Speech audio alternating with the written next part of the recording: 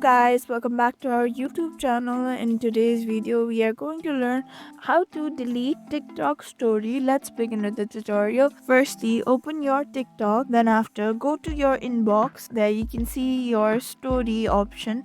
Tap on it. There you can see the option of arrow pointing outward at the bottom right corner. Tap on it. There you can see the option of the content mention, save photo setting, this content disclosure, and the option to share your stories to many other people. You can even copy the link and share it with your friends. Over here you can see a photo or a filter icon, or you can see how many views you have got in that TikTok. Now coming to how to delete your TikTok. Tap on the pointing arrow at the bottom.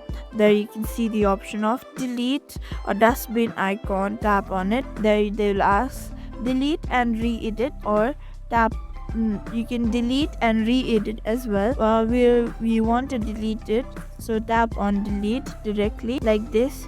You can see your TikTok story has been deleted. Thank you for watching this video. Make sure you like, share and subscribe to our YouTube channel for more such content.